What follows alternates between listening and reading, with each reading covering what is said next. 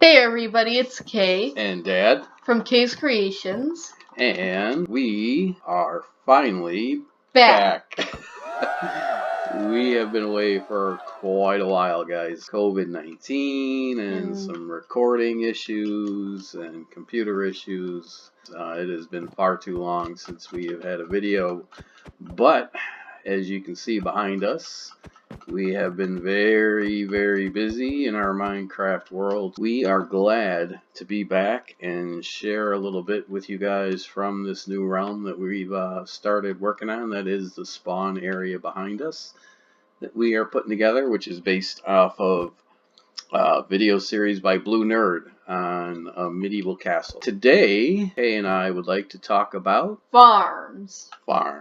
When we started this new survival realm, one of the things that we found ourselves, all the changes that have come about recently, is when you start a survival world, it is a very different game than it used to be, and very different than what a lot of kind of tutorials and best tips videos are all about. And so today we wanted to start off with, for newer players and maybe more advanced players, a couple of the farm types that you're going to want to do when you start off a survival world or you start off in a realm fresh. And that first one being a simple manual crop farm like this. Yeah, you got your carrots, wheat, and potatoes. Yes. One of the biggest changes is the importance of villager trading. Used to be one of the first things you wanted to always get was an enchanting table. Yeah. And now, with as easy as it is to get villager trading going, crops and other items that are tradable are very important. Like paper and stuff. Yes, paper is a huge one. So that being said, we're going to go through a bunch of very early games, manual farms that are easy and cool to do, plus like this one in this case actually is somewhat decorative as well as functional, even though you have to manually go pick. This is a cool farm early game, very easy to get started and get going with minimal, this is a day one farm, Yeah. Day one, day two. Your next one is probably a melon and pumpkin. Melon and pumpkin trade with villagers, guys, is one of the best. Yes, it is one of the most powerful ones early game to have as a way of getting a lot of emeralds and getting things that you need from villagers, which brings us to farm number 3 that we want to discuss today. And now these are all what we're showing right now, guys. These are the day 1, day 2, day 3 farm. So this sugarcane, guys, absolutely imperative to have sugarcane for paper, for books, for your librarians. Once you get your librarians set up and going, which inside the starter base here, we had those 3 farms outside. Of course, you want some kind of a chicken cooker. We'll show you a basic cow farm too. That's a real simple one to get going early game. This is basically, you got an egg dropper up there, guys, and you got the comparators that read when the eggs, they fire the eggs. Once the chickens grow up, their heads go in the lava. And you get tons of feathers for trading. Yep. Tons of chicken, cooked chicken for food, because that is obviously one of your other things early game, is a food source. Exactly. So we're going to move into here. A cactus farm is a really good farm to have for the simple purpose that nobody needs a million green dye, but when you smelt the cactus, you will get, not in a smoker, but yes, you will get tons of experience, like Kay said. But when you smelt that down, it's good for XP and repairing your tools, repairing your armor, and everything else like that. Another really, really good farm early game for 2 reasons. One, you just saw it activate. Yep, that is your kelp farm. Kelp is so easy to get early game. Once you have the pistons, you don't even need all these observers that we have here, guys, that we're using to fire the system. You can actually hook this up to a hopper clock or a timer to fire randomly, or you could even hook it up to a daylight sensor. We have a couple farms that we'll show you. Or you could just put one observer. Yes. And even if you don't want to do that, you could literally put a button on it and manually operate it once it grows to the height that you want. The second reason for this, or other than XP, is a fuel source. Yes. This will help out. It's not the best. I'm going to be honest with you. It's a little bit labor intensive to smoke down the kelp, and then you have to craft it. Once it smokes, you have to grab it out. You got to craft it into blocks, and it burns pretty fast. But if mining, you're not getting the amount of coal that you have. If you have one of these, it's a great backup. And again, it's awesome for the XP. Yes. This little beauty here, I am not sure where Kay and I learned this original design. I believe it was Groova Guy. I'm not positive. But this is a nano sugarcane farm. So this one is bone meal driven. You fill up the chest up here with bone meal into this dispenser. That dispenser grows it, fires the piston once it hits this observer, and you get all your sugarcane down here. A lot of the zero tick things that were in the past do not function. This farm here is pretty fast. I believe, actually, we will link this also. We have a video that shows this particular design and how fast it gives the details on rates per hour and things.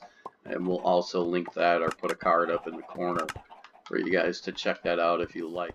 So as we take a little quick wander over to where our main base is at now, this building here is actually our villager breeder. And the other building is our trading hall. Yeah, our trading hall is over there. That farm over there is a farm to discuss on a whole nother episode. So, manual farms, aside from getting you going early game, very cool. I'm just going to take off here and do a little quick flyby. Very cool for just enhancing your builds and enhancing areas, as you'll see here with this gigantic wheat farm that we have. It's just a cool addition to this whole area that kind of makes it feel a little bit more alive with the castle and the base there back that's tucked into the mountain that we're working out of. So once you go from this, though, what your next thing that you want to look into is a little more automated system. This is another old one. I know for a fact that we actually learned this one from Skippy 6, if you remember, Kate. Yeah. And I'm not sure, I'm sure it was around before we saw his, but basically you've got water being held back by sticky pistons with these blocks of dirt. And Kay, if you want to activate it, you just flip the lever down there where your redstone line goes. That lifts up these pistons and allows the water to flow through. And it harvests all your crops down into the hoppers down here. And feeds into your... Another one that is a simple, kind of tried and true. I think everybody probably knows this, but maybe some newer players don't. After that, it depends on your build style more than anything else, but I always do like to have a basic oak tree farm, which is, you know, basically you've got, again, you got a setup here, which is bone meal fed into the dispenser. It'll grow the sapling. Once the sapling hits the observer, the pistons kick out and push that log forward. You plant another sapling and away you go. It's a good, quick, easy farm to get in a decent amount of wood right away, and obviously the saplings just fall and you're able to kind of recycle the saplings. Once you get things really dialed in, a couple weeks or months into your world, and you start gathering and garnering supplies, then you can really start to expand the farms and make some bigger ones. And now we've only been in this since September, I want to say, Kate, yeah, right? So I mean, we haven't even built large scale farms yet. So these are still kind of medium builds for pretty new into your world. But again, this one, sugarcane, Huge. I believe it's 32. I'm not sure exactly how many it is.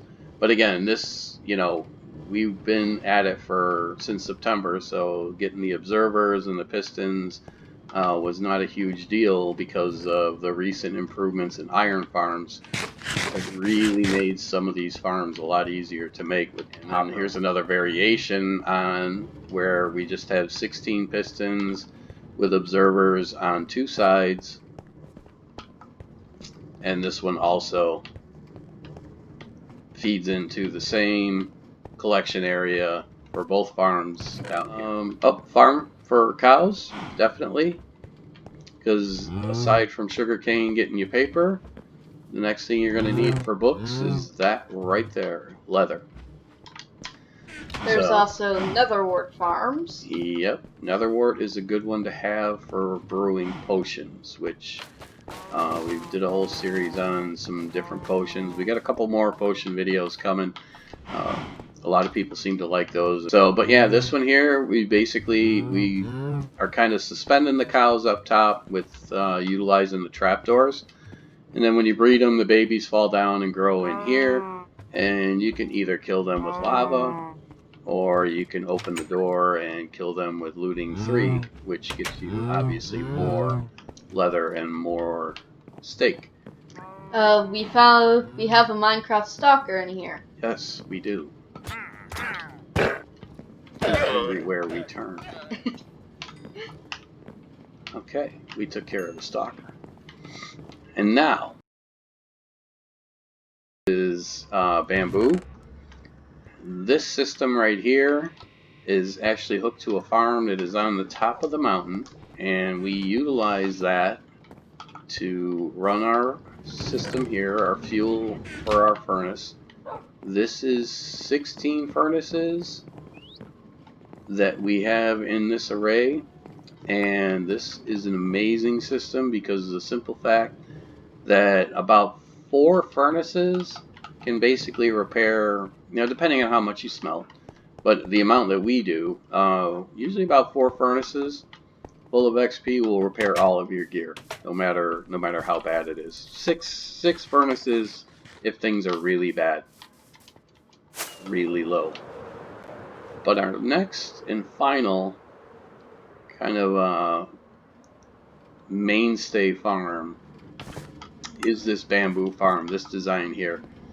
Once you get to the point where you can automate things, this is kind of the cool system that we came up with here. Again, it's basically it's double-sided, each column, each row, so it's 32 in each. And what we have here is an observer that sends a signal based on the output of that daylight sensor that's on top. We can kind of demonstrate that there. Once that daylight sensor clicks, it fires the whole system. And everything gets collected up underneath with hopper minecart system. Got that, and then it feeds down that water elevator to that chest down below that was in the building that we showed you. And the last one, because we were talking about how important it is with watermelon and pumpkin. And watermelon and pumpkin is fine to grow manually like we had shown you, but once we get ourselves together and get organized and things, we like to come and put in a design that's a little bit more like this. And again, I don't remember the exact count on this. It's probably 16 and 16, so 32 on each bank. But again, all fired based on daylight sensors, and then hopper minecart system underneath for the collection. And then we just have it split off between 2 chests just to make sure that nothing backs up and we get all the drops and nothing goes disappearing on us. We will be doing a lot from this realm. Kind of like to make a series out of the whole process of, you know, survival in a realm setting. What farms work, what don't. Some don't. If you guys want to drop us a note in the comments, you know, what types of videos you would like to see most, or we would love to hear from you. For today's episode, apologies for how long it's been, guys, but the regular videos will be coming back, and we look forward to seeing you in the next one. Goodbye.